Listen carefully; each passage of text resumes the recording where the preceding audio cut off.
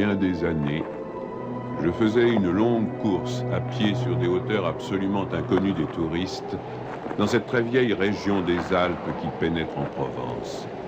C'était, au moment où j'entrepris ma longue promenade dans ces déserts, des landes nues et monotones, vers 1200 ou 1300 mètres d'altitude.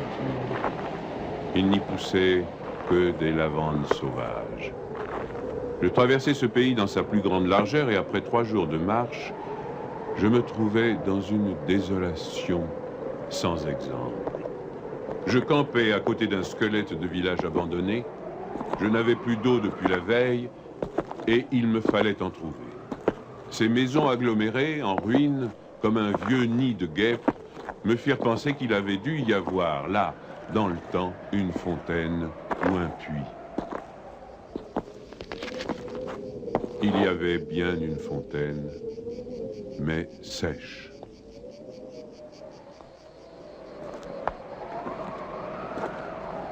Les 5 à 6 maisons, sans toiture, rongées de vent et de pluie, la petite chapelle au clocher écroulé, étaient rangées comme le sont les maisons et les chapelles dans les villages vivants, mais toute la vie avait disparu. C'était un beau jour de juin, avec un grand soleil, mais sur ces terres sans abri et hautes dans le ciel, le vent soufflait avec une brutalité insupportable. Ces grondements dans les carcasses des maisons étaient ceux d'un fauve dérangé dans son repas. Il me fallut lever le camp.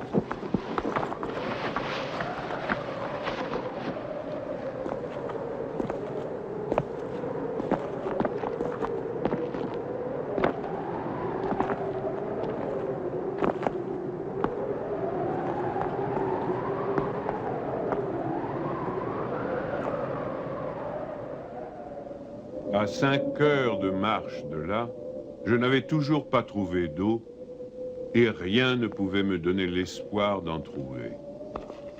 C'était partout la même sécheresse, les mêmes herbes ligneuses.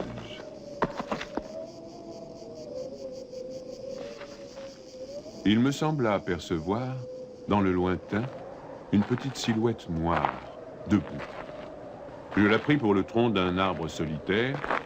À tout hasard, je me dirigeai vers elle. C'était un berger. Une trentaine de moutons, couchés sur la terre brûlante, se reposaient près de lui. Il me fit boire à sa gourde. Un peu plus tard, il me conduisit à sa bergerie, dans une ondulation du plateau.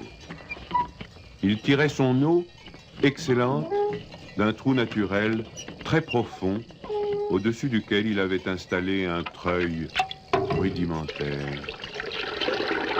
Cet homme parlait peu, c'est le fait des solitaires, mais on le sentait sûr de lui et confiant dans cette assurance. C'était insolite dans ce pays dépouillé de tout. Il n'habitait pas une cabane, mais une vraie maison en pierre, où l'on voyait très bien comment son travail personnel avait rapiécé la ruine qu'il avait trouvée là, à son arrivée. Son toit était solide et étanche. Le vent qui le frappait faisait sur les tuiles le bruit de la mer sur les plages. Son ménage était en ordre, son parquet balayé, son fusil graissé. La soupe bouillait sur le feu.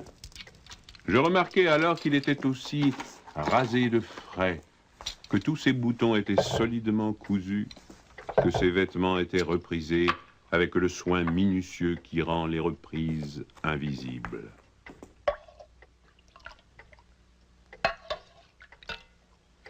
Il me fit partager sa soupe.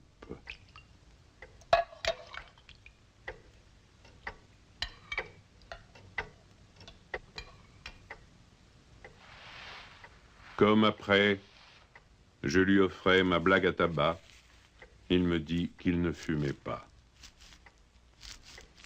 Son chien, silencieux comme lui, était bienveillant, sans bassesse.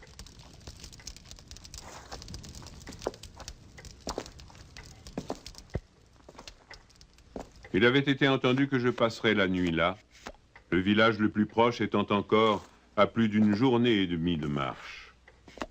Je connaissais parfaitement le caractère des rares villages de cette région. Il y en a 4 ou 5, dispersés, loin les uns des autres, sur les flancs de ces hauteurs, dans les taillis de chênes blancs, à la toute extrémité des routes carrossables. Ils sont habités par des bûcherons qui font du charbon de bois. Ce sont des endroits où l'on vit mal. Les familles, serrées les unes contre les autres, dans ce climat qui est d'une rudesse excessive, aussi bien l'été que l'hiver, exaspèrent leur égoïsme en vase clos. L'ambition irraisonnée s'y démesure. Dans le désir continu de s'échapper de cet endroit, les hommes vont porter leur charbon à la ville, puis retournent. Les plus solides qualités craquent sous cette perpétuelle douche écossaise. Les femmes mijotent des rancœurs. Il y a concurrence sur tout, aussi bien pour la vente du charbon de bois que pour le banc à l'église, pour les vertus qui se combattent entre elles, pour les vices qui se combattent entre eux, et pour la mêlée générale des vices et des vertus sans repos. Par là-dessus, le vent également sans repos irrite les nerfs. Il y a des épidémies de suicide et de nombreux cas de folie, presque toujours meurtrières.